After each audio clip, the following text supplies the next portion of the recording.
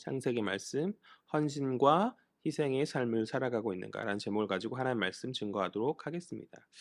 지난 시간 우리는 애굽 땅에서 요셉과 형제들의 만남의 상황을 살펴보았어요.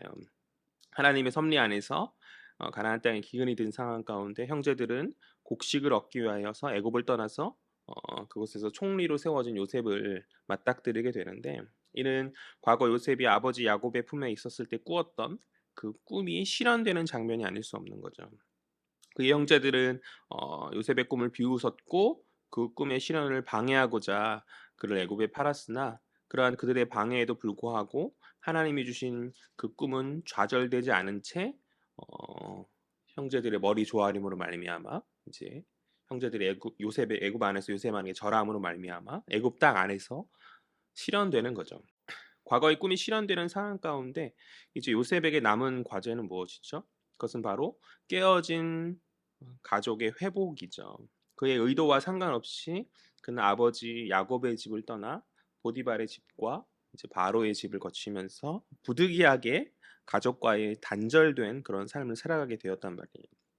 물론 이제 애굽에서 사분넷 바네아라는 애굽식 이름을 가지고 애굽 제사장 보디벨의 딸 이제 아스낫과 결혼하여서 므낫세와 에브라임을 낳고 일가를 이루었으나, 그럼에도 그의 정체성은 야곱의 아들, 즉 하나님이 택한 백성인 이스라엘의 아들이죠.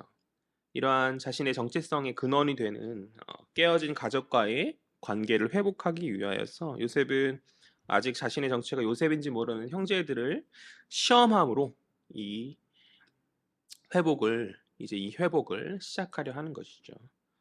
요셉이 형제들을 시험하는 이유는 너무나 타당하죠. 왜 그러합니까? 형제들이 시험에 실패해서 이전과 달리 달라진 모습을 보여주지 못하고 동일한 모습을 보여준다면 요셉과의 진정한 화해는 이루어질 수 없는 거죠. 과거 그들의 죄는 그냥 단순한 실수가 아니었잖아요. 요셉을 죽이려고 했던, 살해 위협을 하였던 엄청난 죄였었기 때문에, 자기의 형제를 죽이려고 했던 엄청난 죄였었기 때문에 그들은 요셉을 시기하였었고, 그런 시기함과 질투함 가운데 요셉을 해하려고 하였었던 엄청난 실수였다. 그러하기에 이제 그들은 과거의 연약한 모습이 아닌 다른 모습, 과거의 악독한 모습이 아닌 이제 달라진 모습을 보여줘야 한다는 것이죠. 그렇지 아니한다면 요셉과의 화해는 이루어질 수 없는 것이고, 요셉은 변화 없는 그들을 용서하여 줄 수는 없는 거죠. 그러하기에 요셉은 형제들의 변화와 그들의 성숙됨을 관찰하기 위하여서 지금 애굽의 총리라는 자신의 지위와 권력을 활용하여서 그들을 시험코자 하는 거죠. 요셉은 먼저 그들을 애굽 땅을 정탐하기 위한 정탐꾼으로 몰아붙이면서 그들이 정말 정직한 자이기를 증명하기 원한다면 앞서 그들이 말한 막내를 데려오라, 그렇게 요구합니다. 그리고 그들 중 하나인 시므온을 가두고 막내 베냐민을 데려와야지만 시므온을 풀어줄 것이다, 그렇게 이야기하는 것이죠. 이는 형제들이 과연 시므온을 위해서 그들이 희생할 것인지에 대한 요셉의 시험인 거죠. 또한 자신과 같은 어머니 라헬의 자녀인 베냐민의 안부를 확인코자 하는 요셉의 의중도 있었을 거예요. 그러나 요셉의 시험은 이것으로 그치지 않죠. 그는 돌아가는 형제들의 주머니 속에 그들의 곡식값으로 치루었던 돈을 도로 다시 넣으면서 그들이 정직에 관한 문제를 직접적으로 건드리면서 그들이 정말 신뢰받을 만한 자인지를 이제 계속 시험을 통해서 살피는 거죠. 아무튼 그러한 우여곡절 끝에 그들은 아버지 야곱의 집으로 돌아왔고, 애굽에서 이제 있었던 자초지정을 아버지께 그들이 아뢰면서 베냐민을 데리고 가야지 시몬을 구출할 수 있을 것이다라고 그렇게 아버지에게 베냐민을 보내어 줄 것을 요청하는 것이죠. 그러나 유일한 라헬의 자녀죠. 베냐민은 유일한 라헬의 자녀이고 사랑하였던 여인 라헬 아내 라헬의 자녀이고, 베냐민을 사랑한 야곱은 그것을 거부합니다. 그러한 거부의 상황 가운데 아버지를 설득하고자 형제들의 대표로 이제 첫째인 르우벤이 앞장서게 되는 것이죠. 그러나 르우벤이 자신을 희생하지 못하고 자신의 책임을 자신의 아들들에게 돌리는 모습으로 나아가거든요. 우리 지난 시간에 살폈던 것처럼 그러한 르우벤의 주장에 야곱은 공감하지 못하고 그의 설득을 거부하는 것이죠. 나는 보낼 수 없다라고 말하는 것이죠. 여기까지가 이제 지난 시간 우리가 살폈던 말씀의 내용이거든요. 그렇다면 이제 요셉의 시험은 어떻게 되는가? 이게 우리가 이제 살펴야 될 이야기겠죠. 과연 요셉의 시험이 어떻게 마무리되고 어떻게 정리가 되어지는가? 형제들이 이제 베냐민을 애굽에 데리고 와서 베냐민을 데리고 이제 애굽에 와서 그들이 시몬을 버리지 않았음을 요셉에게 증명해야 되는데, 또한 요셉이 넣어주었던 몰래 넣었던 그 주머니의 돈을 돌려주면서 그들의 정직을 증명해야 하는 것이죠. 그들에게 그런 과제가 남아있는 상황인데, 그러나 이러한 시험이 진행되지 못하고 교착되어져 있는 상황이에요. 왜 그렇죠? 아버지 야곱이 결사적으로 베냐민을 보내려 하지 않기 때문인 것이죠. 그래서 답보된 상태로 머물러져 있는. 그렇다면 이제 요셉의 시험은 어떻게 풀려지게 되는가? 말씀을 읽거나 혹은 오늘 이 시간 듣는 우리의 관심사가 되겠죠. 그것에 대해서 한번 살펴보죠. 오늘 본문 말씀 보겠습니다. 43장 1절 말씀 다 같이요. 시작. 그 땅에 기근이 심하고. 아멘. 1절만요. 요셉이 너무 짧아가지고 짧게 읽어가지고 더 읽으셔야 된다 생각하셨나요? 요셉의 형제들이 애굽에 온 지 여러 날이 지난 가운데 본문은 여전히 가나안이 기근인 상황임을 이야기하여 주고 있는 것이죠. 그러니까 요셉이 바로 앞에서 애굽 왕 바로 앞에서 아뢰었던 그 꿈에 관한 해몽에 의하면 온 땅의 풍년이죠. 7년 풍년이고 이게 흉년은 몇 년이죠? 7년 흉년이기 때문에 이제 사실은 기근이 시작되는 상황인 거죠. 뭐 기껏해야 1, 2년 정도 지난 상황이었겠죠. 이런 상황 가운데 야곱에게는 선택이 없어요. 기근의 상황이 풀려지지 않는 상황이기 때문에 선택이 없었죠. 그래서 그는 짐짓 시몬이 갇힌 것과 베냐민을 데리고 가는 그 일이 마치 없었던 일인 것 마냥 자신의 아들들에게 다시 애굽에 가서 곡식을 가져올 것을 요구하는 거죠. 2절 말씀 볼까요? 그들이 애굽에서 가져온 곡식을 다 먹음에 그 아버지가 그들에게 이르되 다시 가서 우리를 위하여 양식을 조금 사오라. 아멘. 다시 애굽에 가라는 아버지의 명령 앞에서 그러나 형제들은 곤란한 상황이죠. 왜 그러하죠? 그들이 어떤 정직을 증명할 담보로서 시몬이 지금 감옥에 갇힌 상황 가운데 그 애굽의 절대자인 총리를 만족시키기 위해서는 막내 베냐민을 데리고 가야 하기 때문인 거죠. 그렇다고 아버지가 베냐민을 보낼 것을 기대하기는 좀 어려운 상황이고, 이미 앞서서 르우벤이 총대를 메고 아버지를 설득하기 위해서 시도하였으나 그들이 완강한 거부를 경험하였기 때문에 교착 상태 가운데 시일만 그냥 지날 뿐이었다면, 양식이 다 떨어질 때까지 그냥 시일만 지날 뿐이었다는 것이죠. 가뜩이나 이제 자루 속에 발견된 그 돈주머니, 미스터리한 그 돈주머니로 말미암아서 애굽의 총리와의 신뢰가 깨어졌을 그런 상황 가운데 그들이 만약 베냐민을 데려가서 그 애굽 절대자의 요구를 충족시키지 않는다면 곡식은커녕 그들의 생명 또한 위험할 수 있죠. 그렇잖아요. 약속을 지키지 않은 것이기 때문에 그들의 정직은 시험받는 상태 가운데 그냥 인정받지 못하고 그들의 목숨까지 위험할 수 있는. 그래서 형제들 이러지도 저러지도 못한 어정쩡한 상태 가운데 이제 우왕좌왕하는 것이죠. 그러한 교착 상태 가운데 그것을 타개할 자로서 이번에 유다가 형제들을 대표하여 서게 되는 거죠. 우리 3절, 4절, 5절 말씀 볼까요? 3에서 5절은 유다의 주장인데요. 다 같이 읽겠습니다. 시작.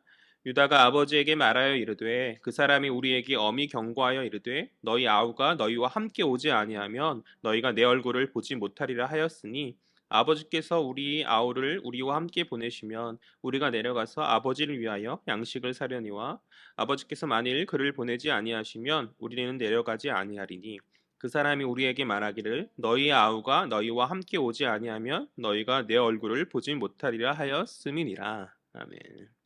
3절과 5절을 통해서 야곱을 설득한 유다의 주장이 무엇이죠? 3절 하반절과 5절 하반절의 동일한 반복은 이제 강조죠. 유다가 하는 메시지가 바로 그거라는 거거든요. 말하고자 하는 메시지가 아우를 데려오지 않으면 얼굴조차 보지 못할 것이다 라고 애굽의 절대자가 그렇게 말했다는 것이죠. 너희들이 아우를 데려오지 않으면 내 얼굴조차 보지 못할 거야 라고 애굽의 절대자가 말하였다. 사실 그 앞장인 42장에서 요셉 형제들에게 말할 때 이런 이야기를 하지 않았기 때문에 이 유다의 주장이 사실인지 아닌지는 확신할 수 없으나 이 43장이 예전에 봤던 창세기 38장과는 다르게 그때 이 38장은 유다의 하강을 이야기하는 장이었다면 이 43장은 형제들에게 희생하는 유다의 어떠한 긍정을 이야기하는 장이거든요. 그러한 맥락에서 유다가 아버지를 설득하기 위해서 지금 거짓말한 것은 아닌 것 같아요. 아마도 이제 42장에서 성경의 모든 걸 다 기록할 수는 없으니까 42장에서 이제 생략된 그 내용이 아마 요셉이 그렇게 말했겠죠. 43장 유다의 입에서 야곱에게 들려지는 것일 것이다. 아무튼 유다는 베냐민을 데리고 가지 않으면 양식을 사는 교섭 자체가 성립되지 않으니 이제 베냐민 없이 우리가 가지 않겠다 그렇게 말하는 것이죠. 그러나 야곱은 참 어렵죠. 야곱을 설득하는 것은. 그러니 이제 베냐민을 보내주시라. 설득되지 않는 야곱에게 보내주시라. 그렇게 이야기하는 것이죠. 애초에 몇 마디로 설득된 야곱이었다면 진작 시몬을 구하기 위해서 베냐민을 보냈었겠죠. 시몬도 아들인데 10절에 유다의 말을 근거로서 시간상 벌써 2번 갔다 올 상황이었거든요. 시간이 지나는 그런 상황 가운데 야곱은 분명 다른 대안이 없음을 알면서도 주저하면서 왜 이러한 상황을 만들었냐. 그러니까 쉽게 결정해주면 되는데 다른 선택지가 없거든요. 그럼에도 불구하고 왜 이런 상황을 만든 것인지에 대한 불평을 그들에게 이야기하는 것이죠. 우리 6절 볼까요? 6절이요. 시작. 이스라엘이 이르되 너희가 어찌하여 너희에게 또 다른 아우가 있다고 그 사람에게 말하여 나를 괴롭게 하였느냐. 아멘. 그러니까 어찌하여서 아우가 있다고 말해서 말만 안 했으면 데려오거나 할 일도 없었을 텐데 어찌하여 그렇게 말해서 이런 나의 괴로운 상황을 만들었는가. 야곱은 사실 과거 자신이 속이는 자였으니 적당히 이런 위기를 넘었을 거예요. 적당한 말로, 적당한 거짓말들로 우리들이 다 압니다라고 이렇게 넘겼었을지 모르겠지만 사실 그들이 비난받을 일은 아니잖아요. 그들의 정직이 비난받을 일은 아니잖아요. 야곱처럼 그렇게 무언가 이렇게 속이는 그런 모습이 아닌 정직의 모습 비난받을 일이 아닌데 야곱은 그들을 불평하는 것이죠. 7절 말씀 볼까요? 형제들의 대답인데요. 다 같이요. 시작.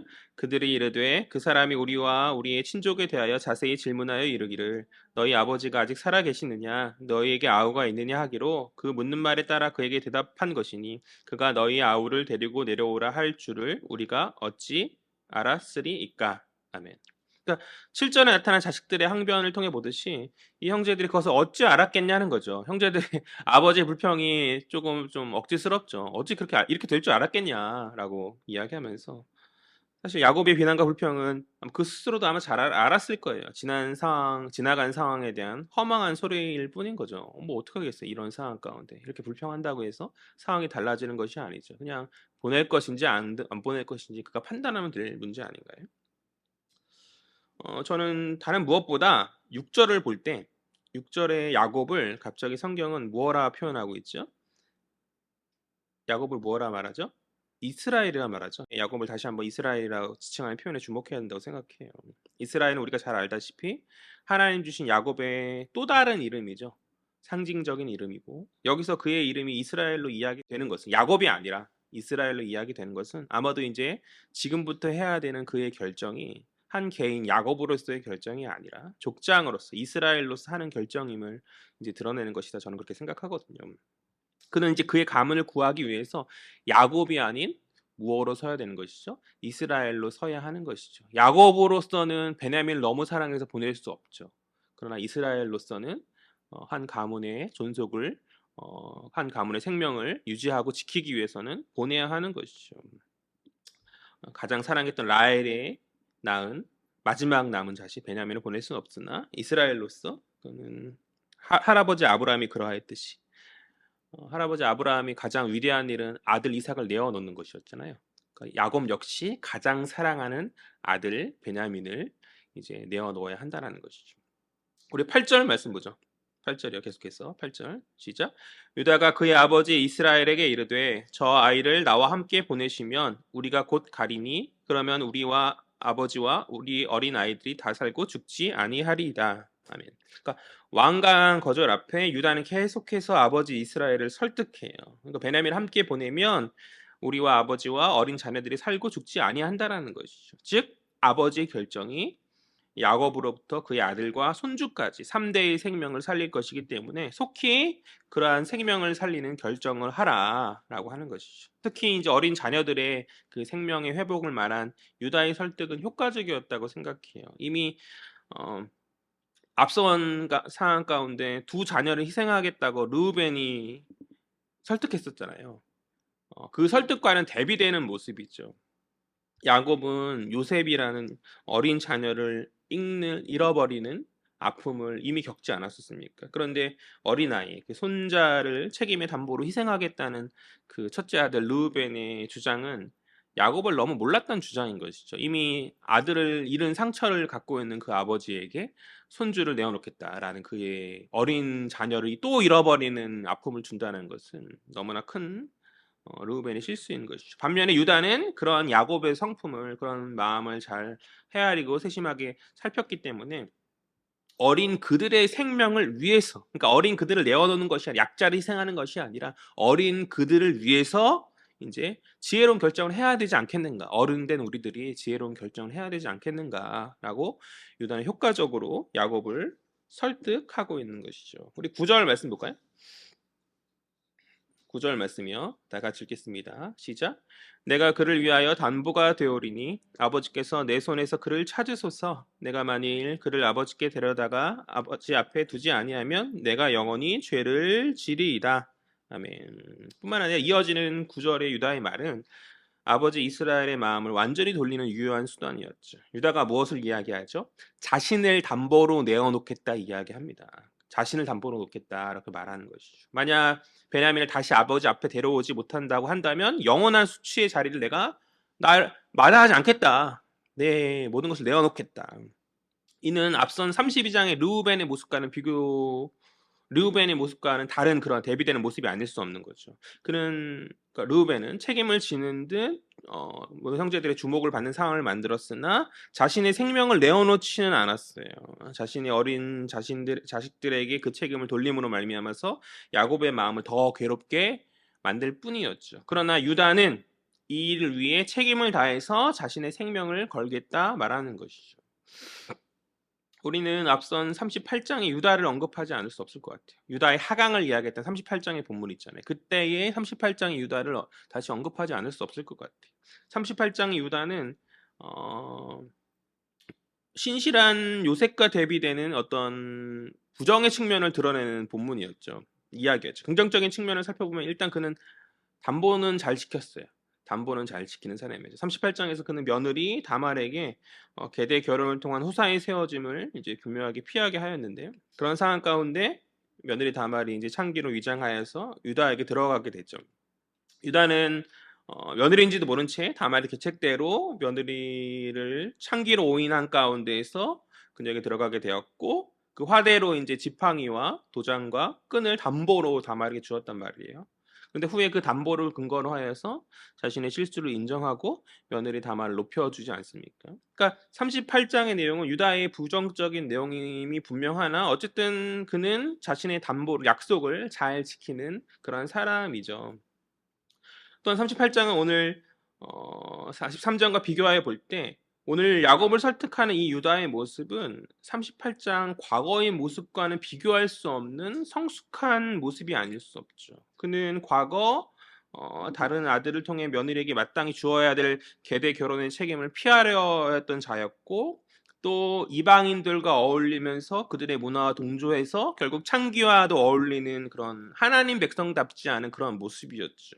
또한 그가 속았다 할지라도 그는 며느리를 통해서 자녀를 낳은 수치를 가진 그러한 자이잖아요. 그랬던 그가 38장에서 그랬었던 그가 43장에서는 완전히 달라진 모습을 보여주고 있다는 것이죠. 그러니까 이후부터 야곱의 가문 안에서 그는 형제들을 대표해서 모든 것을 주관하는 자로서 세워지게 돼요.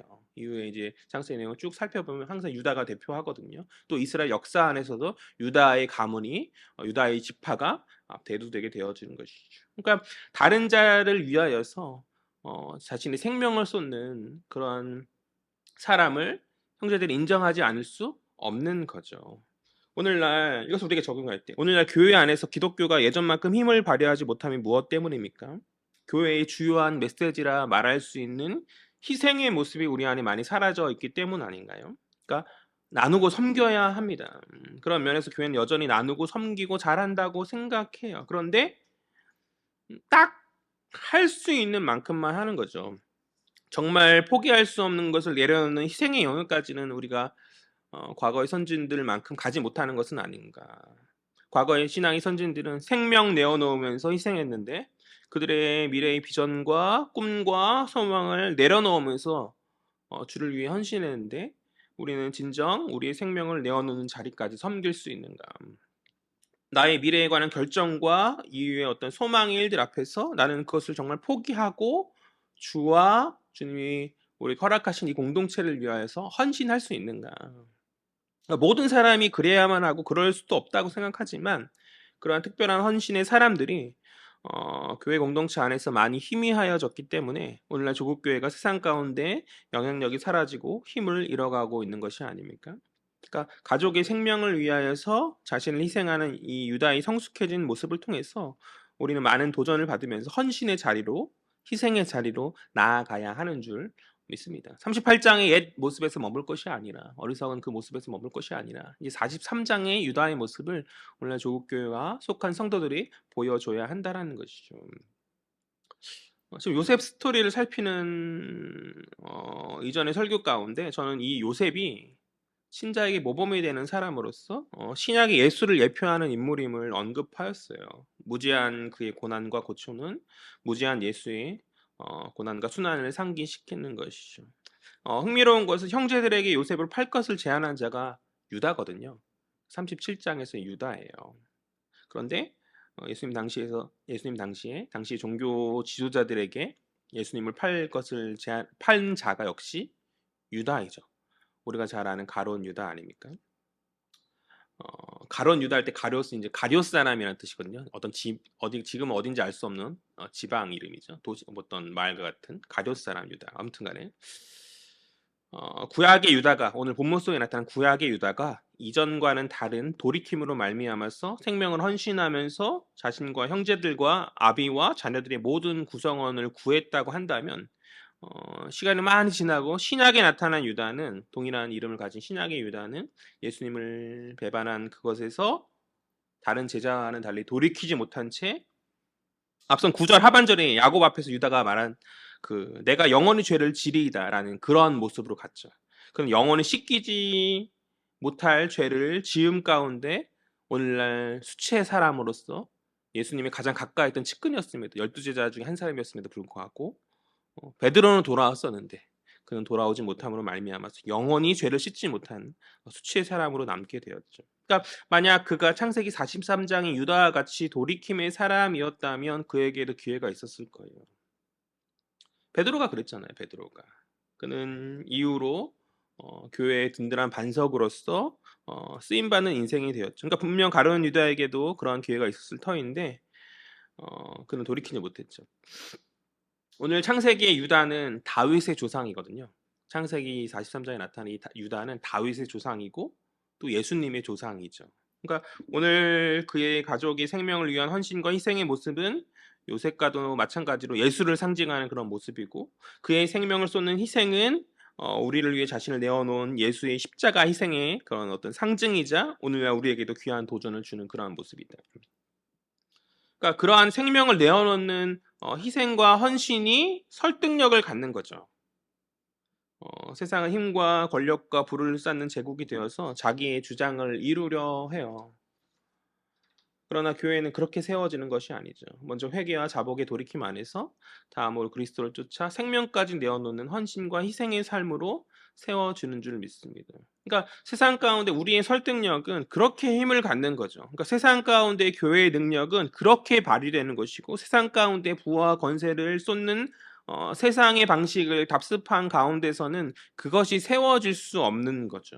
오늘 유다는 돌이켰고 앞선 자로서 그리스도의 희생의 모범을 희생의 그 모범을 상징적으로 잘 대변하여 주고 있어요. 우리 역시 그래야 하는 것이죠. 나의 것을 주장하며 내 욕망을 추구했던 38장의 옛 유다의 모습을 버리고 신약의 물질과 민족주의 욕망에 사로잡힌 예수님의 한 명의 제자였던 가룟 유다의 모습을 그러니까 배반한 자 가룟 유다의 모습을 버리고 돌이켜서 성숙함으로 모든 가족의 생명을 위해 헌신하는 그리스도를 예표하는 유다와 같이 우리 역시 주님을 따르는 그리스도인으로서 생명을 쏟는 희생과 헌신으로 나아가야 하지 않겠습니까? 내어놓지 못하는 욕심과 탐욕의 삶을 돌이키지 못하여서 늘 그 자리에 머물러 있게 된다면 결국 끝내는 영원한 죄를 지으며 수치의 자리에 앉는 가룟 유다와 같은 결국이 되어지겠죠. 하나님 주님 보시는 그 마지막 때에 내 삶을 돌이키지 못하고 주님 앞에서 이전과 다른 모습으로 아버지의 나라를 위해서 희생하고 헌신하는 모습이 없는 채 그냥 그렇게 살아간다면 결국엔 내 욕망과 내 뜻대로만 살아간다면 가룟 유다 같은 말로가 될 뿐이지 않겠어요? 어, 우리가 그래서는 안 되겠다는 것이죠. 돌이켜야 하는 줄 믿습니다. 돌이켜서 주님 기뻐하시는 성숙한 그 모습, 나의 것을 내어놓으며 헌신하며 희생할 수 있는 그 모습으로 나아가는 저와 여러분 되었으면 좋겠어요. 교회의 힘은 교회의 능력 그렇게 발휘되는 거예요. 교회 건물을 크게 짓고 무언가 세상에서 큰 소리를 내려하고 그것이 아니라 그들을 위해서 헌신하고 희생하고 내 생명을 쏟아놓을 때 예수가 그리하였던 것처럼 오늘 보면 유다가 그리하였던 것처럼 그러할 때 교회는 참되게 세워지게 되는 줄 믿습니다. 다시 본문으로 돌아와서 유다의 희생의 말에 결국은 야곱은 설득당하죠. 그러니까 희생의 말에 그것이 유효하게 사람들에게 작용되어줄 수밖에 없는 거죠. 야곱은 설득당합니다. 그의 아들이 이런 모습이라면 그의 아버지도 포기해야 되는 거죠. 야곱도 이스라엘로서 자신이 생명처럼 아끼고 사랑한 것을 포기해야 한다는 것이. 야곱은 베냐민을 내려놓으면서 유다에게 데리고 떠날 것을 이야기합니다. 13절 말씀 볼까요? 43장 13절 다 같이요. 시작. 내 아우도 데리고 떠나 다시 그 사람에게로 가라. 아멘. 13절에서 베냐민이라 말하지 않죠. 야곱이. 뭐라 말하죠? 내 아우다. 내 아우라 말한 이 야곱이 말이 차마 베냐민이라는 말을 하지 못하는 야곱의 처량함이 묻어 있는 것이 아니에요. 그러니까 사랑하는 것을 내어놓는다는 것은 정말 쉬운 것이 아니에요. 베냐민 진정 야곱이 내려놓기 어려운 아들이었죠. 그러나 곧 이어지는 14절에서 그는 족장으로서 전능하신 하나님 엘샤다이 하나님의 이름을 부르면서 그분으로부터 받을 은혜를 기대함 가운데 다른 형제들의 무사 귀환과 더불어서 베냐민의 무사 귀환을 축복하죠. 그리고 완전히 내려놓은 가운데 베냐민을 잃게 되면 잃을 것이다 그렇게 결심하거든요. 우리 14절 말씀이요. 다 같이요. 시작. 전능하신 하나님께서 그 사람 앞에서 너희에게 은혜를 베푸사 그 사람으로 너희 다른 형제와 베냐민을 돌려보내게 하시기를 원하노라. 내가 자식을 잃게 되면 이르리로다. 아멘. 과거 아브라함이 그랬듯이 오늘 유다의 다짐 속에 그가 희생을 선택하였던 것 같이 야곱은 하나님의 선택된 언약의 백성 이스라엘로서 그는 그의 소중한 것을 내려놓아야 하는 거죠. 그리고 이러한 내려놓음은 오늘날 성도로 불리는 우리 역시 마찬가지 아닌가요? 우리 역시 우리의 가장 소중한 것, 우리의 어떤 마음의 그런 것들을 내려놓아야 하지 않겠는가? 내가 잃으면 잃으리로다 라는 이런 표현은 생명과도 같은 자식을 잃으면 잃겠다라는 그 표현이죠. 후에 자신의 생명을 걸고 민족을 구한 한 여인이 있잖아요. 황후 에스더의 말을 떠올리게 하는 그런 그런 구절인데 죽으면 죽으리이다라고 하면서 자신은 가만히 있어도 황후로서 아무런 문제가 없었는데 민족을 위해서 생명을 내어놓으면서 죽으면 죽으리이다 그렇게 그녀는 다짐하였었죠. 그 이야기를 상기하게 하는 그런 이야기죠. 그렇다면 우리 안에 우리는 주의 나라와 그분의 뜻을 위하여서 이러한 고백들을 하고 있냐는 것이죠. 황후 에스더가 했던 그 고백, 야곱이 오늘 했던 그 고백을 내가 내어놓으면 내가 죽으면 죽으리이다 라는 그런 이르면 이르리이다 라는 그런 고백을 우리는 인생 가운데 하고 있는 거야. 나의 가장 소중한 것을 주를 위해서 내가 이르면 이르리이다 라는 그런 고백을 하고 있는 거야. 제가 요즘 보고 싶은 영화 중 하나가 이제 영웅이거든요. 모든 사람이 영웅이 될 수 없다고 생각해요. 일제 시대에 모든 사람이 독립운동하면서 나라를 위해서 목숨을 걸었겠어요? 교과서에는 마치 그런 것처럼 표현되지만 사실 그렇지 않은 사람도 많았을 거라 생각하거든요.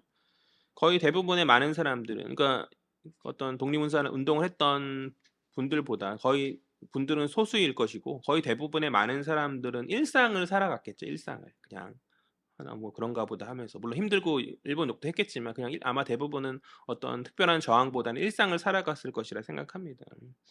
저는 냉정하게 모든 교회와 속한 성도들이 죽으면 죽으리이다, 뭐 생명 같은 소중한 것을 잃으면 잃으리이다라고 외칠 수 없다고 생각해요. 내가 그를 위하여서 담보가 되겠습니다라고, 그를 위하여서 내가 희생하겠습니다라고 모든 일들이 속한 모든 이들이 그것을 말하는 것은 불가능하죠. 그러나 누군가는 외쳐야 되는 거 아니에요? 누군가는 외쳐야 하죠. 그리고 그러한 자를 하나님 주목하시는 거죠. 언제나 교회의 부흥과 하나님의 나라의 역사는 하나님 주목하시는 그 소수의 사람들에 의해서 일어났음을 우리는 성경의 역사를 통해 잘 살필 수 있지 않습니까? 그러니까 자신의 것을 붙잡으며 그것이 하나님 불명 나라가 험한 것임을 알지 못한 채 세상과 마찬가지로 동일한 모습, 그들과 동일한 모습으로 단지 그리스도인이라는 어떠한 종교인의 옷을 입은 자들에게 하나님 무슨 주목을 하시고 하나님 무슨 마음으로 그들을 위해 일하시겠냐라는 것이죠. 오늘날 43장에 이 창세기 43장 유다가 없고 또 에스더도 없고 결국 내려오는 야곱도 없고 오늘 조국교회 안에서 적당히 하는 자신의 책임을 떠밀려고 하는 르우벤만 많이 있는 것 같아요. 혹은 돌이키지 못한 채 영원한 죄에 거하며 수치를 당하는 가론 유다만 많이 있는 것은 아닌가. 돌이키지 못한. 결국에는 자기 욕망대로 쫓아가나 자기의 민족주의적 성향을 이기지 못하고 주님을 배반한 자신의. 그렇다면 그것이 얼마나 비극인가요? 이 공동체가 그러하다면, 오늘 조국교회의 수많은 그리스도인들이 대부분이 그러하다면 얼마나 비극입니까? 우리는 어디에 서 있습니까? 우리는 어디에 서 있습니까? 하나님이 주목하시는 소수의 사람인가? 우리는 모든 사람이 엉일 수는 없지만, 그러나 우리는 어디에 서 있는지 우리는 스스로는 판단해야죠. 우리는 어디에 서 있나요? 하나님 주목하신 소수의 사람인가? 아니면 이제 그냥 일상을 살아가는 대부분의 사람 중에 하나이고, 혹은 끝내 주님을 돌이켜서 떠나는 사람이 되어 그들 중에 하나는 누리인가? 여러 가지 생각들을 한번 정리해봤으면 좋겠어요. 스스로를 돌이키면서. 개척교회 하고 있잖아요. 우리는 개척교회를 하고 있으니까 조금은 명분이 있는 것 같아요. 큰 교회 나왔으면 교회에서 괜찮은 서비스를 많이 받잖아요. 경조사 챙겨주고, 경조사 때는 사람 우르르 몰려와주고, 또 여러 신방 전화도 해주고, 뭔가 이렇게 연락도 해주고, 잘 관계도 많은 인원으로 인한 인맥과 기회들을 제공받고, 교회의 어떤 풍성함을 물질로, 그러니까 물량으로 말미암은 풍성함을 이제 많이 경험할 수 있죠. 그런 것들은 이제 다 포기하고 이제 장목사와 헤아린 교회라는 개척 교회로 이제 섬기고 있으니까, 그래도 내가 주의 나라를 위해서 희생하고 있는 것은 아닌가라는 그런 생각을 하고 있는 것이 아닌가. 그러니까 부정하고 싶진 않지만 우리가 거기에만 그칠 것이 아니라 사실 교회가 제대로 작동하고 세워지는 데까지 나아가야 한다고 생각해요. 그러니까 자리만 지키고 앉는 게 책임을 다하는 것이 아니죠. 언제까지 우리 교회가 미자립으로 있어야겠냐는 거죠. 자립이 되어서 건강한 교회가 되도록 거기까지가 책임 역할을 담당하는 거거든요. 공동체에 속한 자로서 그렇게 애써야 하는 거죠. 교회의 성장이 부족함에 마음 아파하면서 기도의 자리에 힘쓰고 복음 전하고, 무엇보다 너무나 당연한 그것, 예배 드림에 대한 마음의 준비가 우리 안에 잘 되어 있어야 하죠. 그렇게 하고 있나요? 어느덧 그냥 시간이 좀 지나서 그냥 예배 드린 것에만 만족하고 그냥 옛날 그 일상의 어떤 예배의 모습으로 나아가고 있는 것은 아닌가. 저는 믿습니다. 우리 예배가 정말 하나님 앞에서 신실한 예배를 올려질 때 하나님 이 교회 가운데 역사하여 주실 줄 믿어요. 피곤함과 마음의 분주함을 내려놓고 나와야 하는 거죠. 예배 드리는 헌신 그것조차 온전히 헌신하지 못한 채 혹 우리가 서 있다면 우리가 무엇을 하나님께 드리고 희생한다 말할 수 있겠냐는 것이죠. 저는 이 시간 말씀을 듣는 자들이 뭐 사역자가 되라 혹은 선교사가 되라 이렇게 말하고 싶지 않아요. 그러한 어떤 사역을 하는 것만이 부르심이라 생각하지 않거든요. 성도들은 그렇게 생각하는 것 같아요. 그러니까 느헤미야와 같은 평신도 리더도 공동체 안에 있어야 하는 것이죠. 그러니까 뭐, 뭐 그렇게 거창한 것은 아닐지라도 성도로서 우리의 기본 주의 예배를 온전히 드림의 그 온전한 헌신으로, 또한 주님 우리에게 주신 사명 복음 전파를 위해서 그 복음이 설득력 있는 영향력으로 세워지기 위하여서 삶 속에서 이웃을 향한 희생의 모습을 우리가 감당하며 나아가야 하는 것이죠. 그렇게 주를 위해 희생의 삶, 생명을 내어놓는 삶이 우리 헤아린 공동체 안에서 많이 일어나지기를 주의 이름으로 간절히 소망합니다.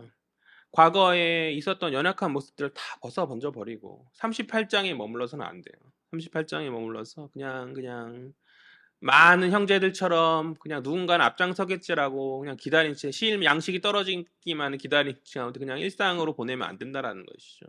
43장의 유다의 모습이 되어야 되는 것이죠. 옛 과거에 연약하였던 부족하였던 모습을 이제 극복하여서 나의 생명과 나의 모든 것을 헌신하면서 이 공동체와 주의 나라를 위하여서 헌신할 수 있는 그 모습으로 우리가 바뀌어져야 하지 않겠는가. 그러할 때 주의 나라가 세워지고 주의 뜻이 우리 안에서 이루어지게 되어질 줄 믿습니다. 그리고 우리 하야림 교회도 온전하게 세워질 줄 믿습니다. 그러한 헌신의 일들을 감당하며 나아갈 수 있는 저와 여러분 되었으면 좋겠어요. 말씀을 정리하죠. 야곱의 완강한 거부로 말미암아서 교착 상태에 빠진 요셉의 시험이 유다의 희생으로 이제 유다의 희생의 맹세로 말미암아 풀려지는 이제 실마리를 갖는 거죠.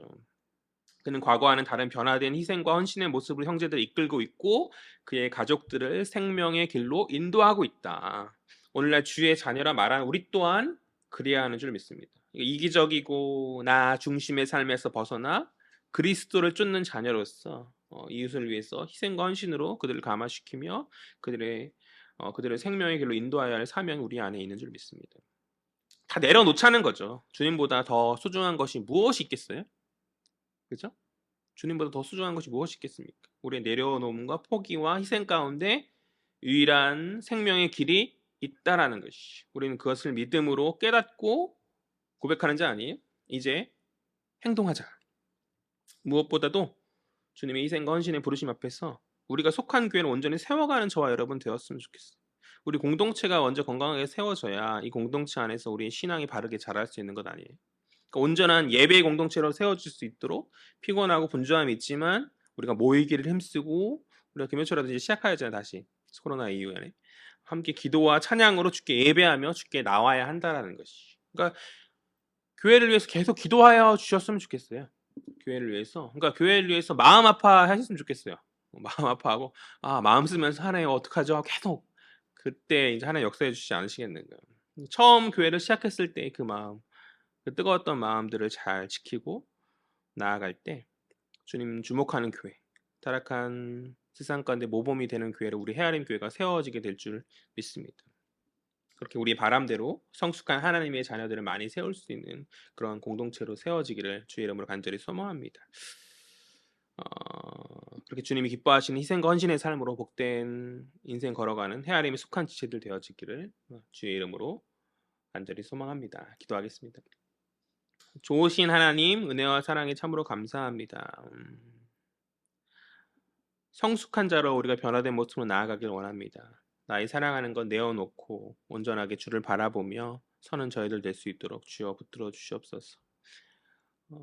희생과 헌신의 삶이 우리 가운데 나타나야 되는데 그러한 그리스도를 쫓는 삶이 우리 가운데 나타나야 되는데 그렇지 못하였던 옛 과거의 모습들의 쓴뿌리들의 연연하며 살았던 저희들의 모습이 있음을 고백합니다. 달라진 모습으로 아버지 설 수 있는 저희들 될 수 있도록 주님 기뻐하시는 그 좁은 길을 묵묵히 걸어갈 수 있는 저희들 될 수 있도록 주님 주장하여 주시옵소서.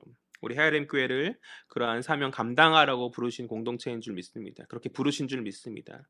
아버지 그런 사명 온전히 감당할 수 있는 공동체 될 수 있도록 주께서 불어 역사하여 주시옵시고 아버지 채워주시는 은혜 안에서 우리가 정말 주님 우리에게 계획하신 모든 사역들을 온전히 이루며 이 공동체 안에 성숙한 자, 완전한 자들을 채우며 설 수 있는 저희들 될 수 있도록 아직은 연약하고 부족하나 하나님 우리를 통해서 크게 하실 일들을 기대합니다. 주님 역사하여 주시옵소서. 감사드리며 이 모든 말씀 살아계신 예수 그리스도 이름으로 기도합니다. 아멘.